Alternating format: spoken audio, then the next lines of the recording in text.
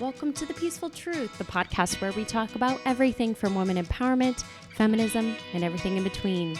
You are joined by your host, Kenzie Meekbag. Thank you, ladies and gents, for tuning in for yet another week of The Peaceful Truth.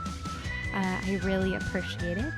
This week's episode is about a tragic historical event. It's the Triangle Shirtwaist Factory Fire.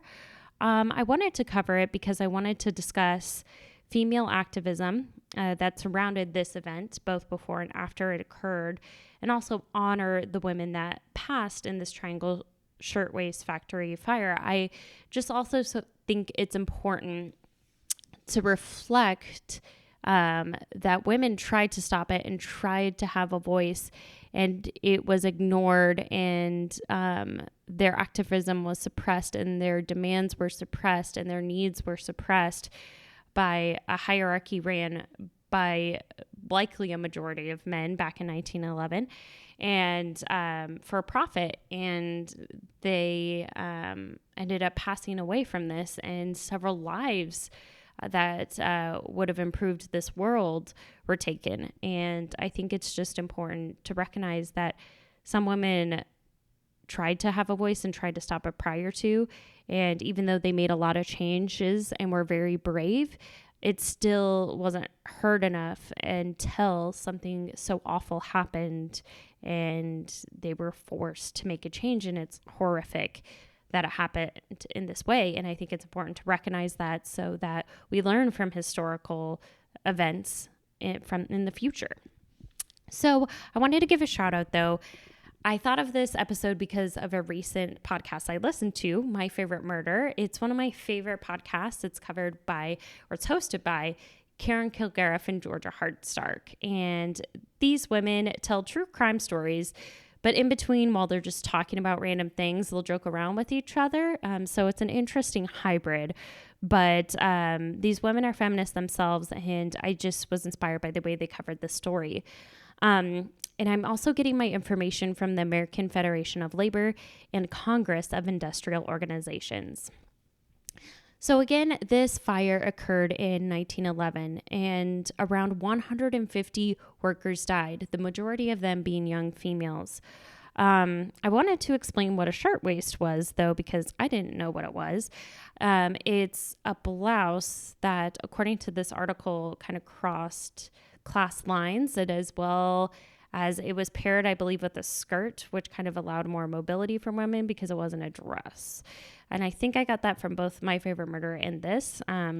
So I think that's some historical context for you.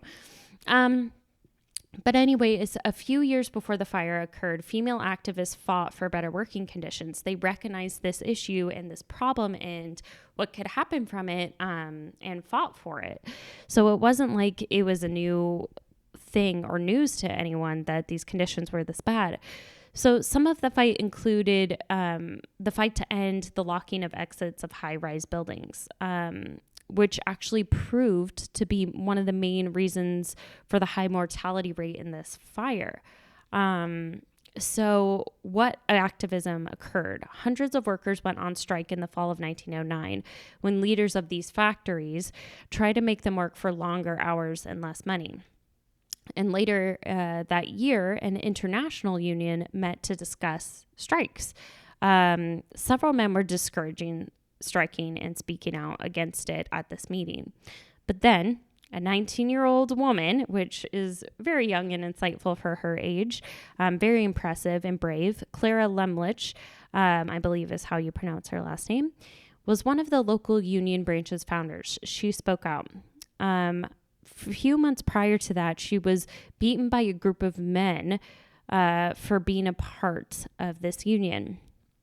So Clara walked to the front of the crowd and to the stage, and she said, "I have no further patience for talk, as I am one of those who feels and suffers from the things pictured. I move that we go on a general strike now." So right after that, the audience gave her a standing ovation and voted for a strike. The next morning, 15,000 workers walked out, and the next day, that number went past 20,000. The workers wanted a pay increase, a shorter work week, and overtime pay. The workers were from 500 factories, and more than 70 of those smaller factories agreed to the protesters' requests because of the pressure and them having to shut down. It was a small victory for activism. However, there is some negativity.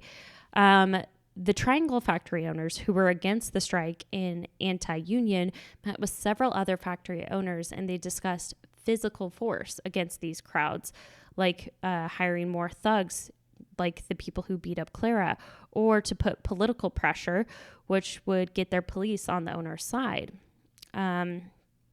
Then, luckily, wealthy suffragists heard of the strike and they got involved, which helped the movement's momentum, and it shut down some of the factories temporarily.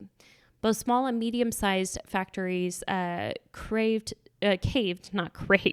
to their wishes, and eventually some of the larger factories, multiple factories owners, agreed to the increase of pay and shorter hours.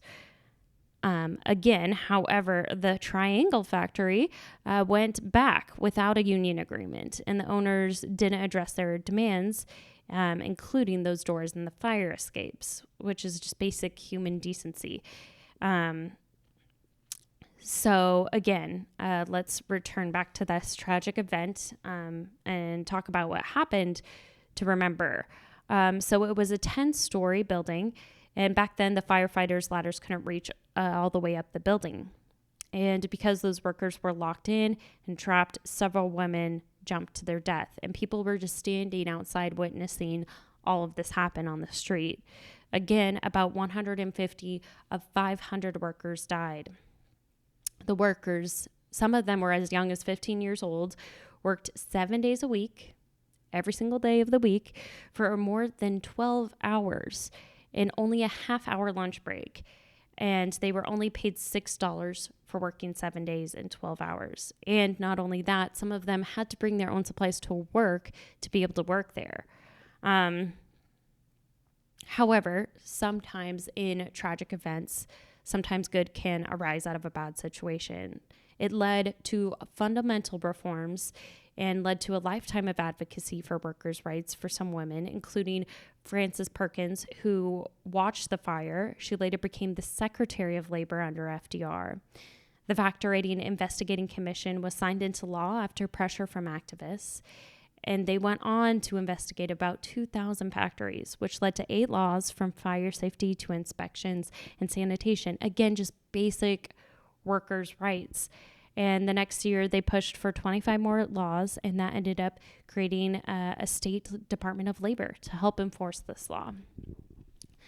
So I wanted to reflect on all the females that were brave enough to speak out during this time, put their livelihoods on the line, find a voice when it was taboo, and fought for this. It was just so tragic, though, the women that passed who fought for these changes and didn't get basic human respect. And so I just wanted to highlight them and honor them. And I think it's important to think of history and reflect back on it so it doesn't happen again and we recognize negative situations. Let's see. This week, I always like to end the podcast episode on a positive note, though. So I like to think of what I'm looking forward to. And this week, I'm looking forward to going to New York for the first time for my 28th birthday to see one of my best friends, Cody. So that's what I'm looking forward to this week. I want you to reflect and think about one positive thing you're looking forward to in your life that's really making you happy. I appreciate everyone for tuning in for yet another week. I'll see you soon. Bye.